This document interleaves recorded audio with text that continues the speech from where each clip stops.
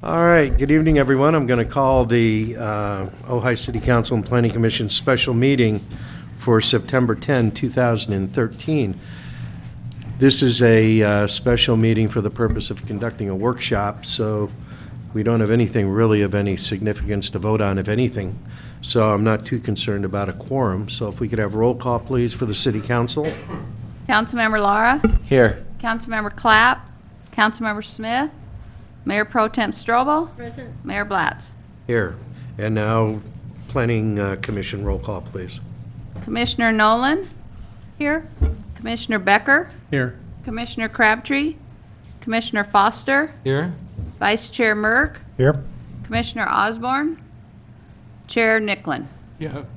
Okay, after the roll, I believe we have a quorum anyway on both counts. So let's see, how about Commissioner Foster? Could you lead us in the pledge?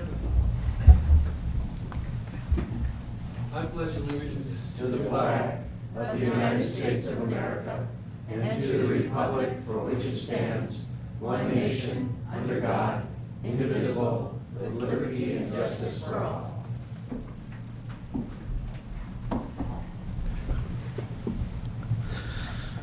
Once again, thank everybody in the audience for being here. We have a speaker's card that we will get to on item number 3, Scott.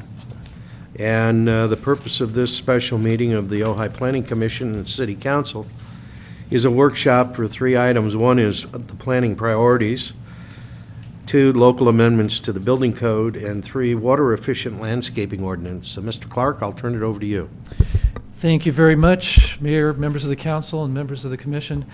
I wanted to, since we're going through a transition with Rob Mullane leaving and Ann McLaughlin coming on board for a number of months and then going through a recruitment to get a permanent director, I wanted to go through my ideas for what our work program is going to be over the next few months and make sure that we're all on board with what we want to do. And so I gave you a memo that summarizes what I think are the main things that we can accomplish during the period that Ann is here, which will probably be through the end of the holidays. First and foremost, the adoption of the housing element update. And as you know, that's on the City Council agenda tonight to submit to HCD. And if Council does that, there's a 60-day review, and then it comes back to us with whatever comments that we get from HCD. So I expect that that'll take some work.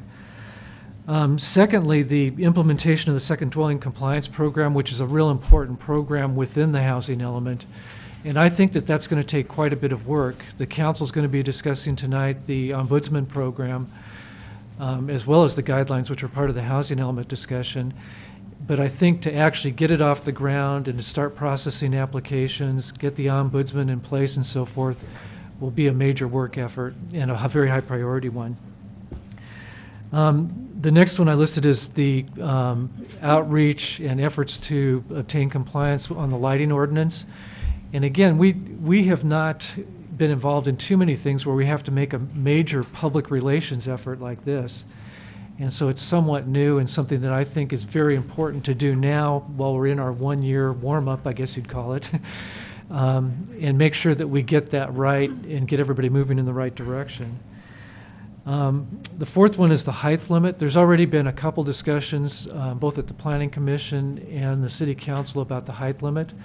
The Council has sent that item back to the Planning Commission and asked that the Commission look at something that's been done in other cities that would involve having a 25-foot height limit, but an ability to go beyond 25 feet for architectural features.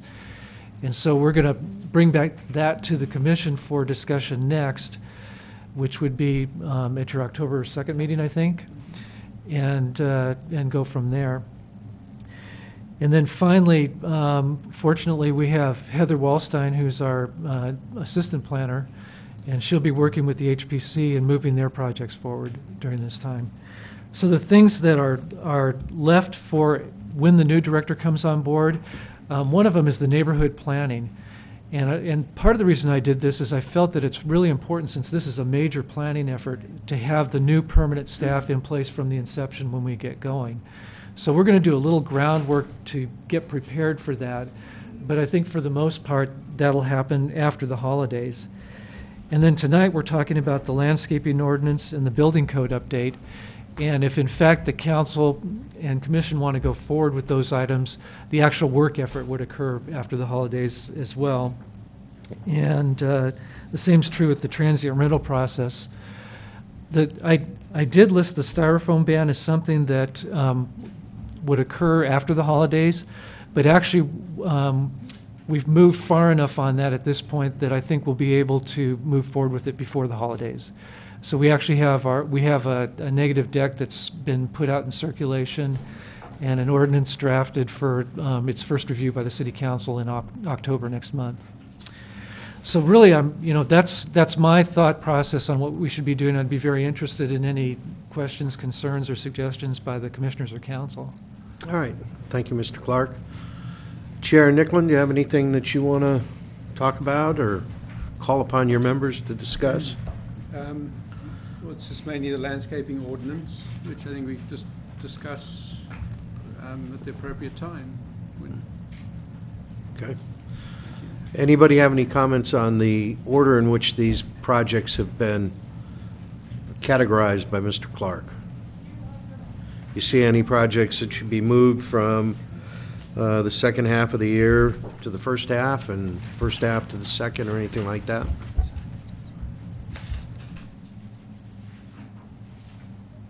No? It looks fine to me. Well, good. I think the main thing was just to have a common understanding so people weren't expecting us to be working on things that we're not working on. And I really appreciate the support of the commission and the staff as we go through the transition. And All so right. does Ann. So, yeah, Yeah. most definitely. Uh, I never thought about the styrofoam ban.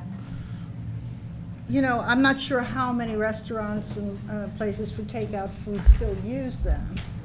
But is it possible, using our tax rolls or something, a letter could be sent out because explaining to them that's the only substance that cannot be recycled? I wonder if we could ask for just compliance via common sense? Yeah, rather that's than, I don't know. actually one of the options. You can adopt the ordinance now, or you could try and get voluntary compliance first, and then if it doesn't work, go for an ordinance. The other thing is, of course, is the public response. If I go to a store to take out and they have styrofoam, I mention that I'm really not, I would like to see them change because it can't be recycled. I think it would be cheaper, and if we get 90% compliance or something, that would be great. I don't know what people think about that. Mr. It Mayor. would cost us some money to do the mailing. Councilwoman Clapp. I would love to try to do something like that, but I'm not really optimistic it would be successful. One of the reasons is because styrofoam is So cheap. and there's not any, there would be no motivation other Yeah, than I don't know the conscience. price difference between. Dramatic. Well, not dramatic, but it is definitely, it would be nice to have that information. But there are so many alternatives now that are really much better. So I'd really rather proceed with an ordinance. Any other comments? All right, you have your input. We'll move on to item number 2, which is local amendments to the building code. Mr. Clark? Thank you.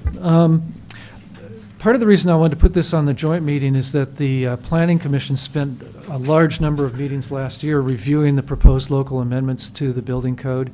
And I thought it'd be beneficial for council to hear whatever comments they have about that review and their thoughts.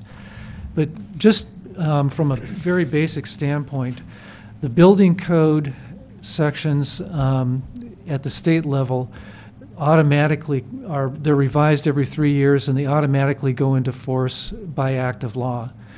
But they're general, and they apply to all cities and counties throughout the state.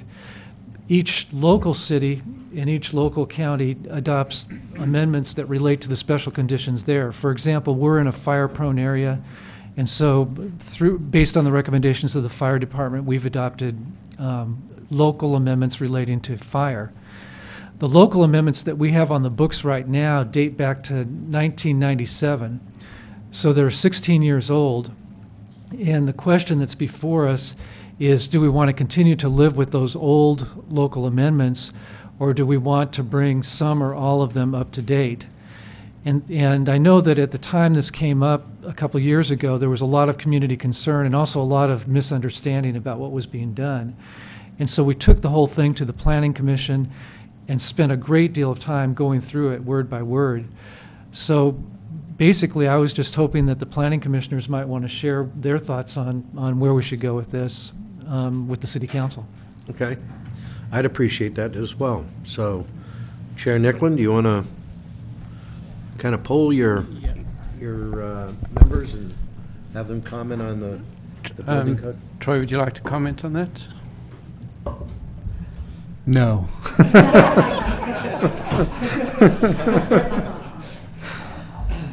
I guess I have to. Yeah, we spent, we had a subcommittee on it. We, as Rob indicated, we literally went through every word of that document, both as a planning commission, as a subcommittee, then back to the planning commission. The problem that I see is that it's several problems. One is I don't think the community clearly understands that regardless of what we do here, it's law. So if we don't do anything, essentially our building inspectors and code enforcement or whoever's going to go out there have to enforce things as the state adopts them.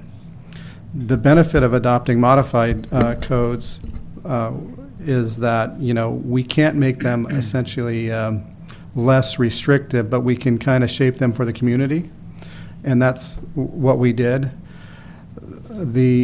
I think the community, the people involved in the community that were involved with looking at the codes had the same problems we all do, which is this is ridiculous. And there's a lot of what's in there that really is, I can't even believe someone sat down and wrote that. It's hard to understand. It doesn't make sense. It's hard to kind of figure out how it's going to apply, how we're going to even modify it for Ojai. There's a lot of issues like that. We did the best I wouldn't say we did the best we could. We went through it a couple times and did some nice things to it.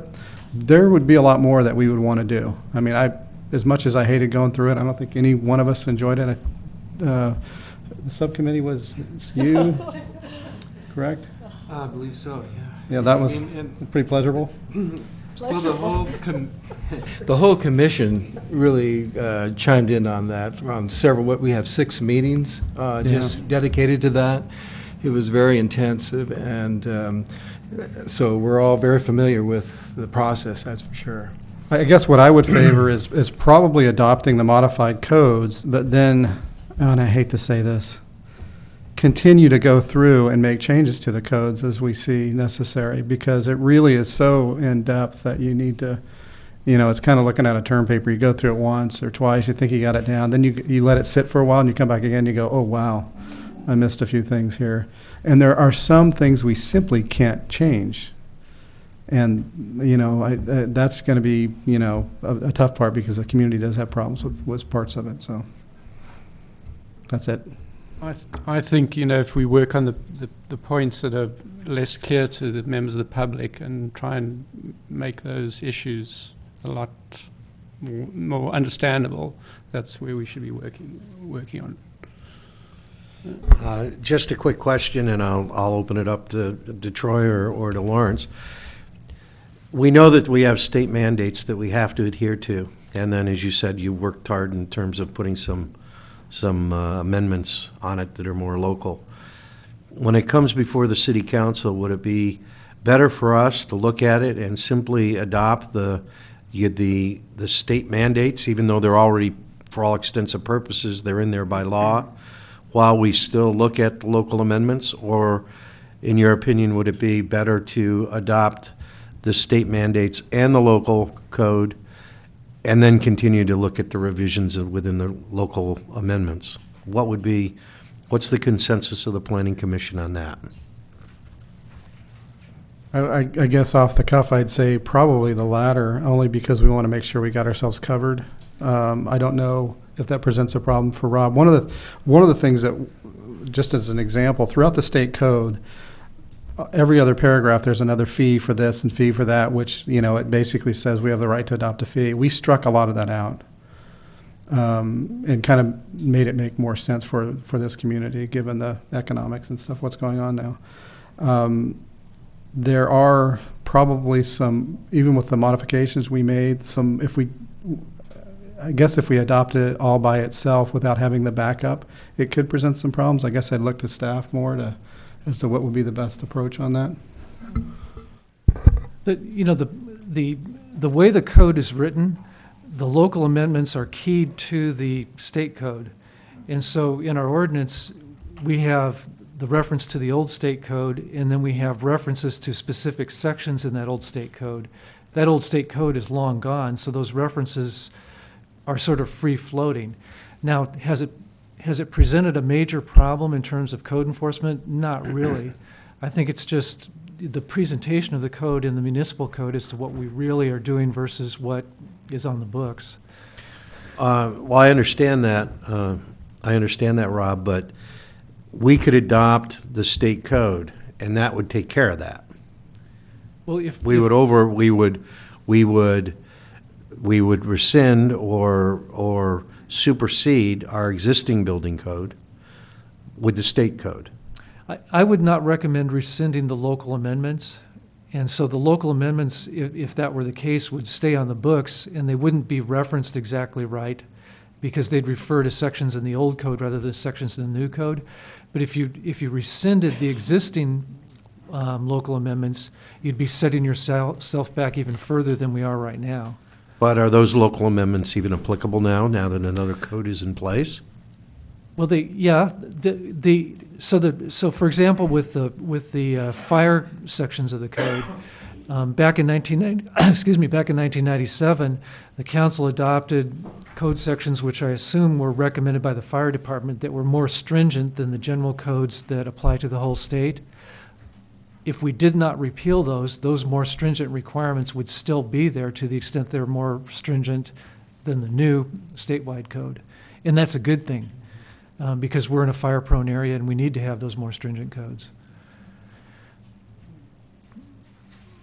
Any other thoughts by the Planning Commission? Commissioner Just that through this Bosworth? process, thank you. Through this process of all these meetings, I think the general intent was to, where we could, make the code less onerous to the local population. And that was really what motivated us, I think, to look at it so closely. And as a consequence of that, there was a lot of striking and some change in the language, that sort of thing. So I think there was a lot of effort and work put into that that's really beneficial to the community, and I would like to see that somehow adopted along with the 2013 code. And then, like Troy, I think, is suggesting, this is a process, an ongoing process. It doesn't end with the adoption of it. It's something that we need to continue over time to examine and reevaluate. But I think we've established a solid first step headway into that direction. So. Let me ask one more question, and then I'll ask the other council members if they have any questions. But it's true that we can't be less restrictive than the state code. We can only be more restrictive than the state code. So how are we taking onerous things out of the state code? I think what Mr. Foster was referring to was the local amendments. Some of the wording in the local amendments and some of the requirements that had been proposed for the local amendments seemed onerous or unnecessary, or were just worded in ways that could be misconstrued. Right. And so they toned it down a lot. A lot of the changes they made to the local codes were along those lines. I think that's what you were saying. All right, so you're talking about the local amendments that were onerous rather than the state code, right. Steve? In a sense, it required us to get a little more specific. Let's say a wall height issue, requiring a permit. I believe the county uses a 6-foot height for screening walls, whereas in the code it was different and actually required more information, but was not necessary, or more engineering as a consequence cost more. So we were looking at it from a cost perspective, and trying to be practical, actually use common sense with this thing where we could. Okay, thank you. Any other comments by the commission? All right. Commissioner Lara? Yes, Mayor Blatz. I have just a question. I have a question for Mr. Commissioner Becker and Commissioner Foster. In your opinion, does it, what I see and what I read, I don't know the whole history, I'm sure it wasn't fun going through the whole code, but is it, I'm in favor of going through this and not letting all this work just go away. Is, in your opinion, how much staff time do you guys feel is appropriate to get this going? Because I'm looking at the priorities and just your time. I just would like to get a process going, I guess is what I'm trying to say. Is that, could you guys see that happening soon, or? Well, I think that you could adopt it the way it is now, and we've certainly went through the entire thing. I think what we probably should do, given the priorities, is get something adopted, because you really need to tell people, hey, it's 2013, and we can't use 97 codes. And we're not, we can't. It's not lawful to do that. At the same time, maybe what we could do is take the first half of next year and allow the public to provide comment. And that way they can look at the 2000 and, are they 12 codes? 13 codes, I'm sorry, 13 codes. And provide comment given the amendments that we made last year. And then perhaps at the end of next year, we can start reviewing them as a subcommittee. I don't think we need a tremendous amount of staff time. We've got good, knowledgeable commissioners that understand building and what the codes are. And that's essentially what we did a year ago, was the commission did a tremendous amount of work, and then we would bring it back to the planning commission in our normal sessions to refine it. So I think what we really miss, though, is having more public comment. And, there's just to, Steve gave a great example. Even the local amendments to the fire code are controversial, particularly when it comes to insurance requirements and necessity in downtown versus the hillside, things like that.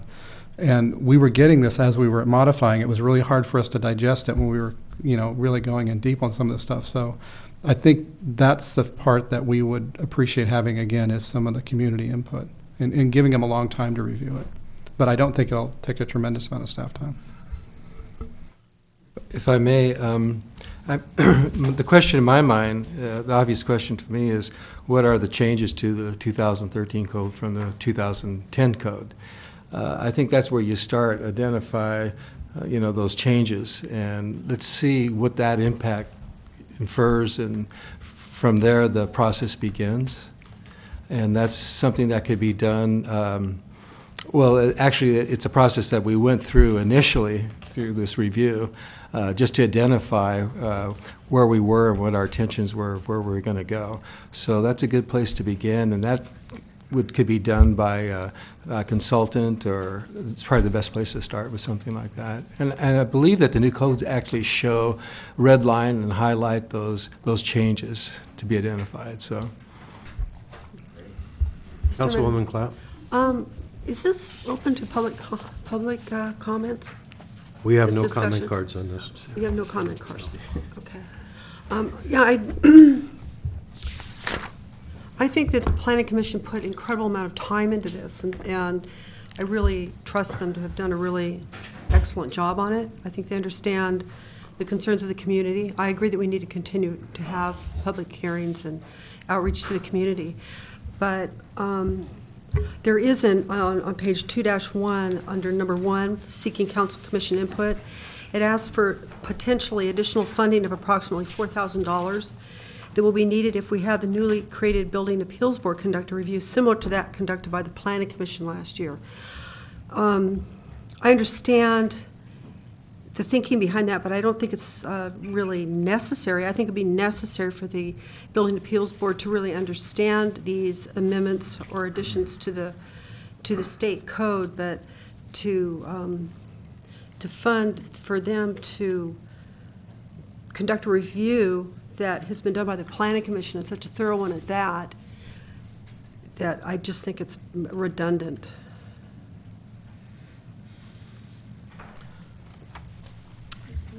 Yes, Mayor Pro Tem Strobel, okay. Mayor Pro Tem Strobel. I'd like to ask the planning commissioners, Councilmember Clapp mentioned the Building Appeals Board.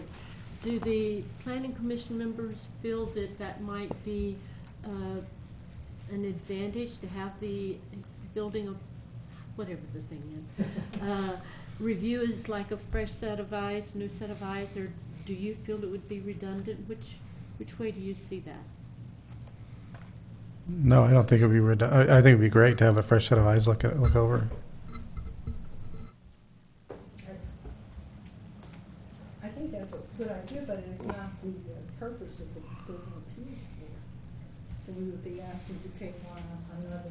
I'd like Mr. Clark to answer that. Well, when we, the formation of the Building Appeals Board is actually a local amendment, and we expanded their authority a little bit to give advisory input on matters relating to building code changes. So I think under our definition. I have a real quick question. Why would it cost $4,000 for them to do so? That's assuming that we have pay our building official to attend those meetings and answer their questions, which I think would be necessary.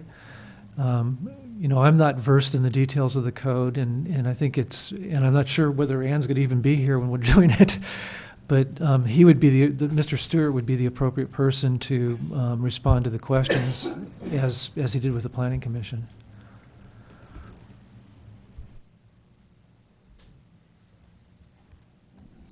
Any other comments by the council?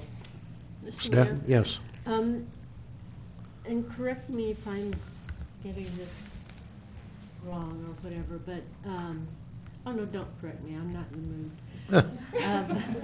But I think we need to start now to educate the members of the public that we are compelled to comply with state codes, and that each time they hear we're updating our building code, what that means is that we are conforming or are changing the building codes locally to better fit our community. I think we need to start letting people know, make sure they understand that there are state codes. What we're doing is trying to make them more applicable to Ojai. If we say that enough. Any other comments by the commission on this item? Just to be clear, I think the commission's recommendation to city council before was to adopt the codes with the modified local amendments that we made, at least so we can get somewhat up to date, and then to continue our review of the codes. Your comment was, Troy, that it would be good for our building appeals board to take a look at the code. Would that be after the adoption? Yeah, I think we should go ahead and adopt, just to get up to speed. This is like having baked a cake and forgotten to put in the sugar and instead put in salt, and now you're asking to make it taste good. That's what I feel like on this. So just because I'm saying we need to adopt it doesn't mean I like it. Mm-hmm. I don't. I don't think any of us really liked what we got from the state, but we've got to get our codes to current standards for our building officials, and our changes will make the codes better. Okay. Any other comments? Chair Nicklin, any further comments by you? Well, I just wanted to just say also just having a second set of eyes and having the appeals board on it would also, I think good comments can just come out of that, definitely, and, with knowledgeable people looking at it. Okay. Any other comments by the council? All right. Do you have enough information to move? I do. Okay. Is there anyone that didn't fill out a speaker's card that wants to address us on this topic? Okay. I don't see anybody. We're going to move on to item number 3.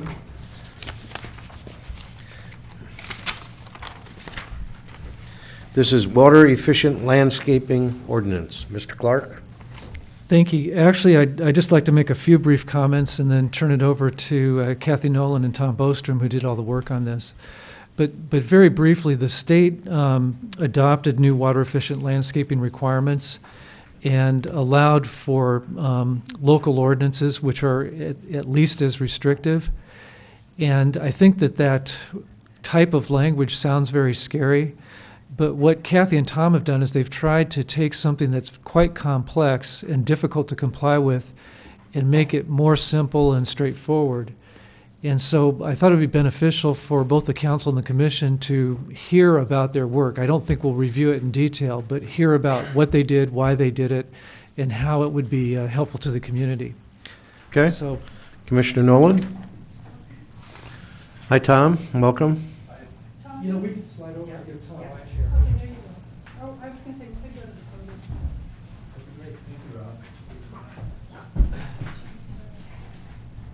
All right, well, I'm just going to give just a real quick, brief overview, and I believe all of you have the memo in front of you.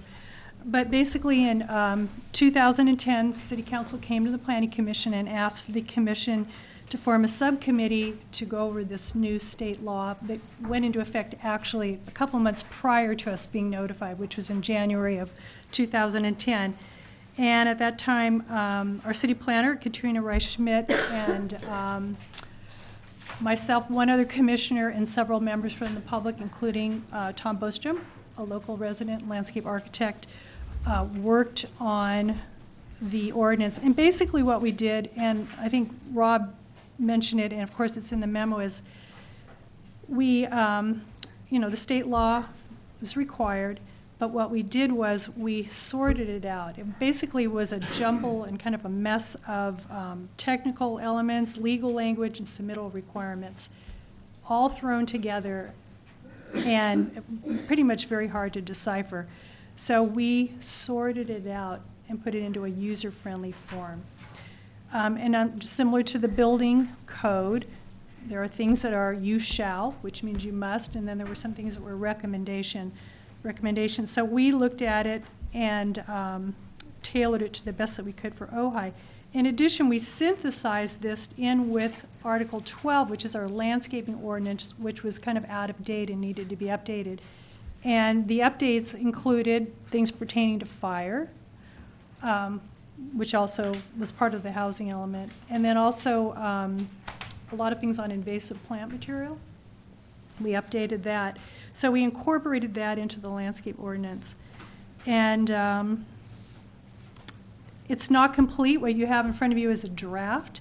It will have to be looked at by the city attorney. The language will be have to fleshed out and compared to the state ordinance to make sure that we covered all of our bases. We think we did, but that will have to happen. In addition, we think it would be very beneficial to add some supplemental material. There is an educational component to this ordinance also, and what we think would be beneficial is including possibly some recommended plant material, even just some tips on how to save water. We did actually use as a template, and I actually brought it with me, not that we're going to look at it, but just to show you what we did. We reviewed ordinances from Orange County, Oxnard, and San Diego, and we thought the San Diego one, this is just a draft of theirs, was the most efficient, and we kind of used that as a template. But within this draft and not included, or within this ordinance and not included in ours, is they have plant lists, information. They also have little, if I can find it, I've got everything, so I'll kind of mix up. But just small bullet points on the side that actually will help someone in the design process. And I might add also that even though everyone that's landscaping is not going to have to follow this ordinance, it's basically for people that are projects that are remodeling, renovating, or new projects that meet the criteria. It also can act as an educational component for just members of the public or anyone who would want to learn how to conserve water and maybe improve their landscape. Tom, would you anything to add to that? Just one thing, and that is that we really focused on trying to make it as user-friendly as possible, specifically for property owners of single-family residential. Mm-hmm. There was, the state did sort of allow for smaller landscape projects to have less stringent, but we really amplified that as much as possible so that if someone comes in as a single-family residential project and they want to do some landscaping, but they still fall into the criteria that's been handed down by the state, make it as easy as possible for them. Okay. I'll make one other quick comment, too. in sorting this all out, we basically came up with a lot of checklists. But the beauty, I think, of the checklist is that when an applicant goes to the counter and is meeting with staff, they can actually steer the applicant in the right direction. Here's your checklist, and even check things off. This is what you're going to need to do. They can hand it over to their architect or their landscape architect or their contractor, who in turn can use that checklist. When the building inspector comes out, when the project's been installed, to sign it off, and there are some requirements, he can use the checklist. So it gets back to what Tom said. We tried to make it user-friendly. One other thing I'd like to mention, and that is when we did our initial research and we looked at how other local communities and agencies had reacted to this state law, the first thing they did was to bifurcate and separate all the legal ordinance language from all of the technical and the submittal requirements, which really makes it easy, and that we agreed that's the way to go about it. So you could essentially adopt just a simple one-page ordinance and then reference this other document as guidelines. And then from time to time, these guidelines could be updated if necessary without having to go through the whole rigmarole of updating the ordinance. All right. Thank you for your hard work with that regard. Appreciate it. Scott, I'm going to ask you to give some comments before I bring it back to the commission and the council. All right. Good evening, council and commissioners. Scott Eicher, 501 Park Road. I'm speaking tonight as a private citizen. First of all, I want to thank Tom and Kathy for the work they've done on this. I know it wasn't easy. I know it took a lot of time, and I appreciate that. I'm pretty much a private property rights kind of guy. And when the Historic Preservation Code started coming out, some of you may recall that I stood up and did not like the idea that I would have to go before a Historic Preservation Commission to get permission to put a new roof on an old house that was not historically or architecturally valuable to this town as far as I was concerned. So my questions tonight begin with Appendix X and Appendix XX, or 10 and 20. And are the ministerial projects pretty much single-family unit dwellings? Is that how that reads? And the double X are for commercial? I'm just kind of guessing at that. Or, okay, so it's not necessarily relegated to size of the lot, because my lot is about 12,000 square feet.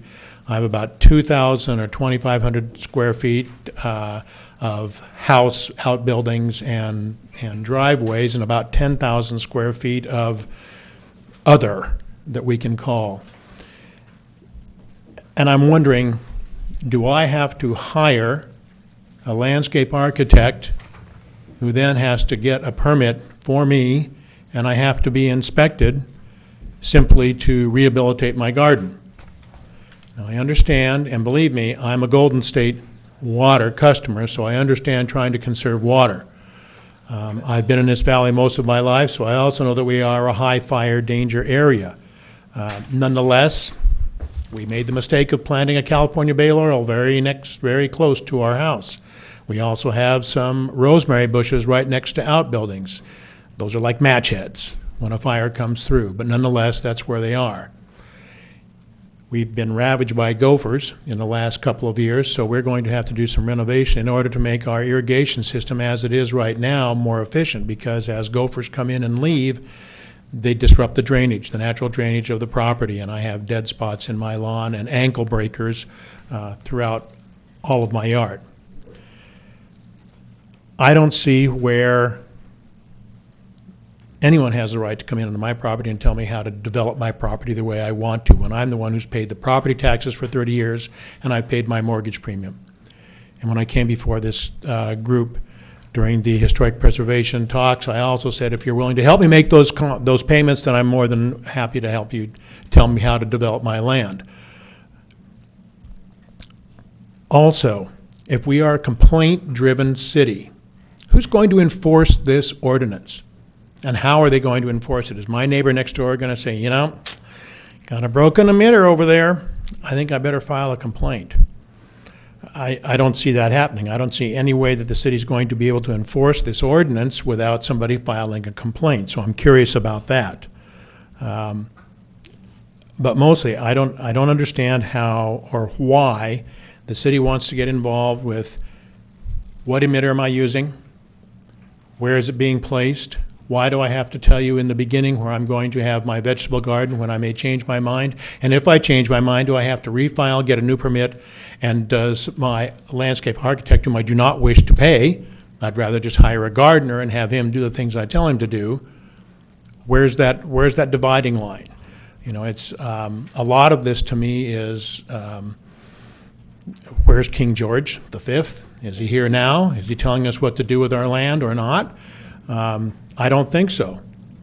So I don't really see, other than the basics of conserving water and trying to avoid fire-prone planting and that sort of thing, how this is really going to do anything more than bring government and fees into my yard. And I'd like to hear your comments on this. Scott? Thank you, Scott. Thank you. I'll chime in, and Tom, feel free. If you'll go to Section 1 applicability, and that's page 3-3, I'm not sure if you have that in front of you, but basically it says new construction landscapes which are homeowner provided and are homeowner hired in single-family, multifamily residential projects with a total project landscape area equal to or greater than 5,000 square feet. I think you said your landscape was less than that.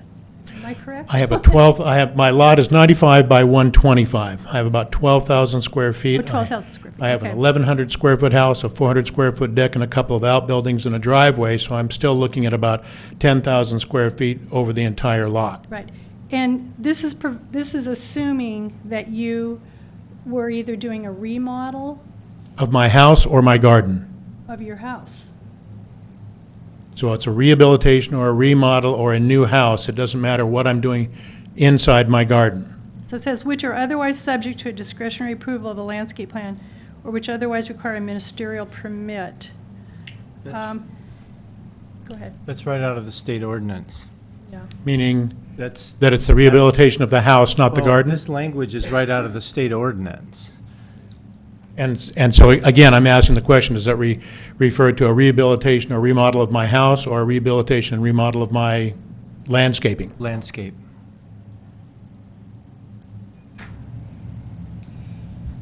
May I? Yes, Councilwoman Clapp.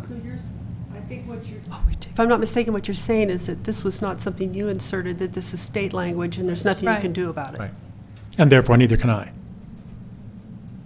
Pardon? And therefore, neither can I do anything about it. Well, the other question I have, it says, which are otherwise subject to discretionary approval of a landscape plan.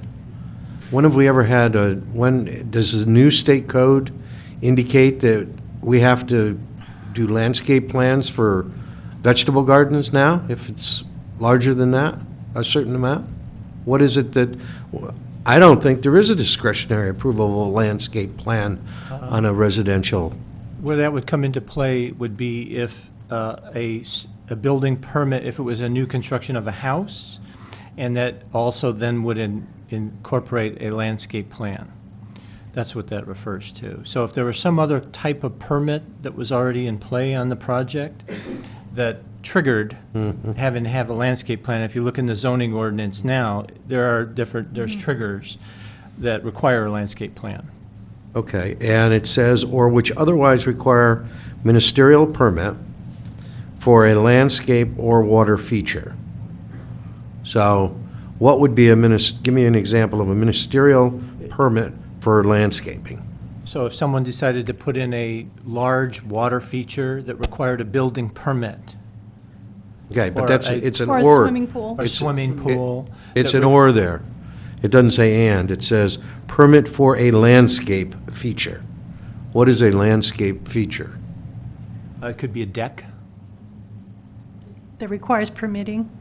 Could it be a new roof? No, Right. right. So you put a new roof on, you have to do a landscape plan? No. Well, then, explain that to me. It says. It's in the that- zoning ordinance. The zoning ordinance has various triggers for landscape plans. Okay. And that's just simply, this is meant to refer to that. Okay. So in this, This could be reworded to improve it. Exactly. I think We it's really struggled with this for Yeah. weeks. we did, I mean, we tried to play the devil's advocate. We pretend, okay, we're a homeowner, which, Right. we are homeowners. We're going and we're trying to figure out, and then we'd go through the language. But at the same time, we had to use, like, once again, use what was required.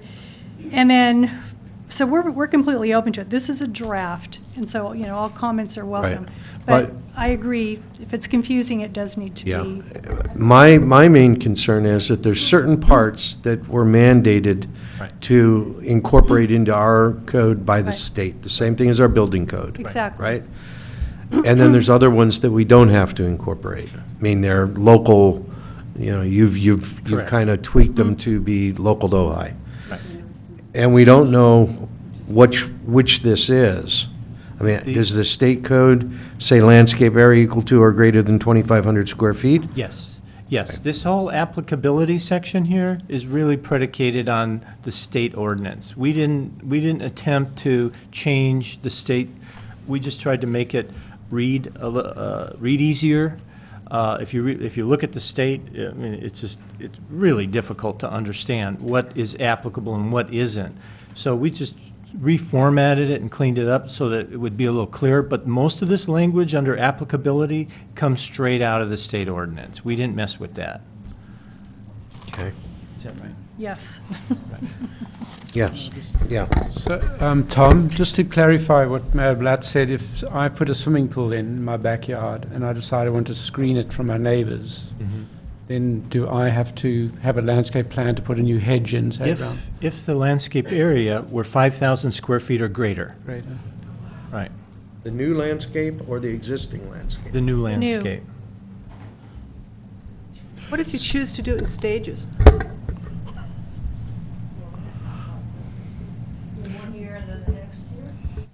Well, you wouldn't have to do it in stages. You would simply say that I'm going to remodel 2,000 square feet of my yard, and then you don't need a permit or an architectural, Right. a landscape architect. Right. Okay. Any other questions, Scott? That'll do. Okay, And thank you. Tom and Kathy, again, thank you. It made it much easier to attack this because you wrote it the way you did, and I appreciate it. It does seem very confusing. I'm sure if it seems confusing in this format, Wait it till must you- have really been confusing when you first saw Well, it. you should take a look. You can download it on, go on the Yeah. state website and get it, and then you can see what we're talking about. Okay, And like we said, this is a draft. We said, it's open for comment, it's open for Okay. rewording, reformatting. But we Okay. did spend an entire year when Katrina was here, and then after that, Tom and I met for a good 6+, maybe 9 months on our own, yeah, continuing and working on it. So like we said, it's not Yeah, complete, but we well. figure it's at a good place. yeah. Well, thank you very much for all You're your work. welcome. I think personally, in reviewing it, it might be helpful to see what parts of it that you left in because they were mandated and what parts were added. Only because if it's kind of mandated and we don't like it, there's not much we can do about it. Whereas if it's not mandated and we don't like it, we can discuss it. We could point to that. Okay, The entire Section 1 applicability is mandated. We didn't mess with what the state was. We just simply reformatted it so it's a little easier to understand. okay, The Section 2, the submittal and completion process, that is pretty much mandated by the state. What's there? Again, we reformatted it. We disassembled it, deconstructed it, and then reassembled it in a more logical fashion that would be easier to follow with the checklists. Because any designer, anybody that comes to get an application and, what's the easiest thing to follow is a checklist. You just go right down the list. Okay. So we tried to minimize the actual amount of words that were in the ordinance itself and in the body of the guidelines, and the majority of all the technical stuff, it's in the appendices, it's in the checklists. Good. This Any has- questions from the commission? Yeah, this has yet to come before the planning commission, so we haven't reviewed it yet. We just got this copy. The, one of the issues I think we're going to have with this, I mean, we think the building codes are one thing. At least with the building codes, there's kind of this health and safety issue.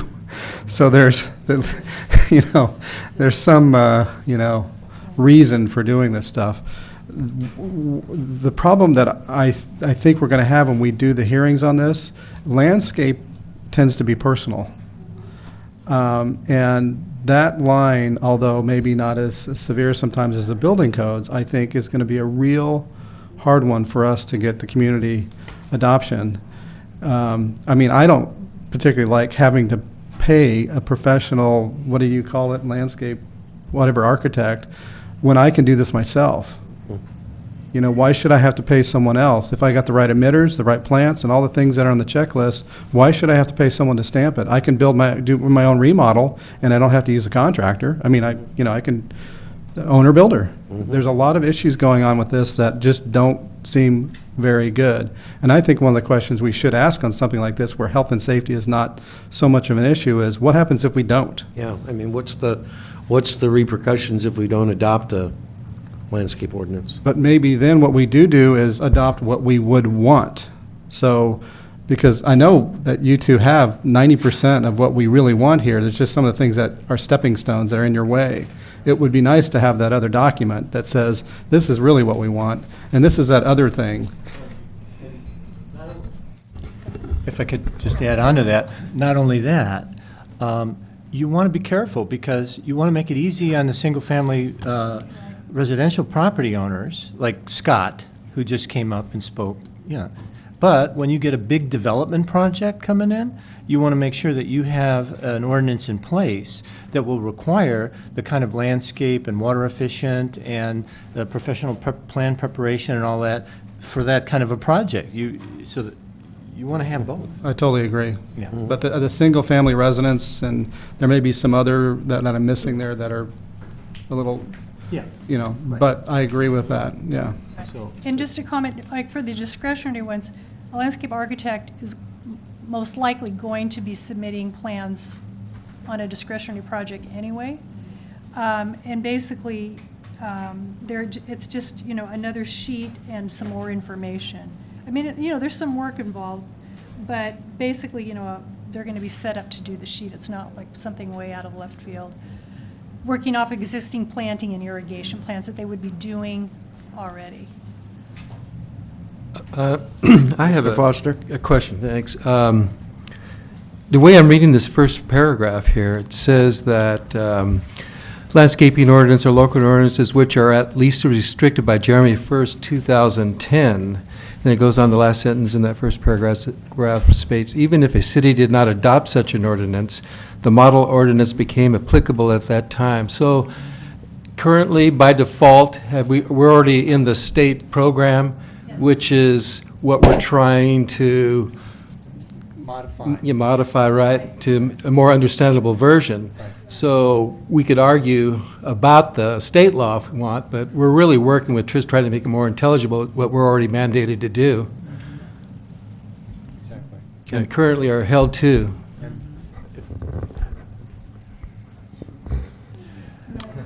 Right. Councilwoman Smith? I had, actually, one of our councilmen is also in the landscaping business.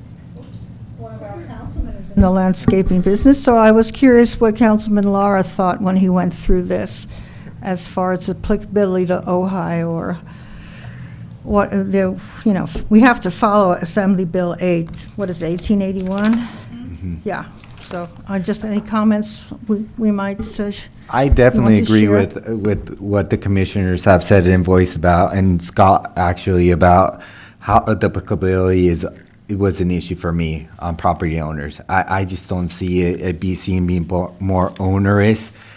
In the sense of a landscape business, I like it because I go through checklists And when I'm doing maintenance, I have to keep in mind irrigation. I have to keep in mind plant health-wise. Have to just all these things that they mention. I like to keep track of for most of my clients. But in terms of forcing residents to do it, it becomes very pricey. And I think it could help big projects, commercial projects with their maintenance. Actually, it could actually save them money, and residents can actually be more of an expense. But yeah, that's what I saw immediately. And the enforcement was an issue too. I'd like to commend Scott for doing this, and I like to thank our Tom and Kathy for working on this, because it's very confusing, and I think they did a great job trying to organize. Just the applicability is an issue that I have. Any other comments by the commission? No. How about by the council? Mayor Pro Tem Strobel? I wanted to commend Tom and Kathy on the work they did. This was, for whatever reason, this was easier for me. But what I did is I went to your memo first, and I read it a couple of times. So I knew what it was you were trying to accomplish in the preceding documents. And so by doing that, once I read through the state language and then the checklist that you had provided, I thought, this is more user-friendly. This is something that you can track your own progress and see what you're going to have to do. So I thought you did a good job. Thanks. Yes, Tom. Let me make a couple comments here. There was a question of why are we doing this? It's not a health and safety issue. It's all about water. It is all about water, which is going to become a more and more serious issue, as we all know. So let's not forget that. The cost, I would just seat in my pants kind of estimate what would be the cost to a single-family homeowner if they were, as Scott said, going to remodel the landscape, and it was greater than 5,000 square feet, so they fell into the bailiwick of this. What would it cost them to hire a landscape architect to actually do all the planning and submittal? I think the way we've done it, it's not going to be extraordinarily expensive. I would say maybe $1,000, $1,200, $1,500, and that was our goal here, was to by making it in checklists. And you've got a simple plan. You've got to submit it in a certain kind of way. The planning department is going to appreciate that, because if we didn't clean this up the way the state handed it down, it was going to become a nightmare for the staff to even try to process any application on this. So the cost would be in the neighborhood of $1,000, maybe $1,500, depending on how complex it was. But if it was just a simple landscape, I'd say you're looking in the neighborhood of $1,000. So okay, that might be information you want to consider. Yeah. All right, well, we've got to close this session down because we have a city council meeting that's going to start in a couple of minutes. I want to thank the Planning Commission for participating tonight. Thank you, Kathy. Thank you, Tom, for all of your hard work in here. And thank you to the Planning Commission for all your hard work on the building code. That's, that was hours and hours and hours of work, and we really do appreciate it. And your comments tonight I've found to be invaluable, so thank you very much. We stand adjourned.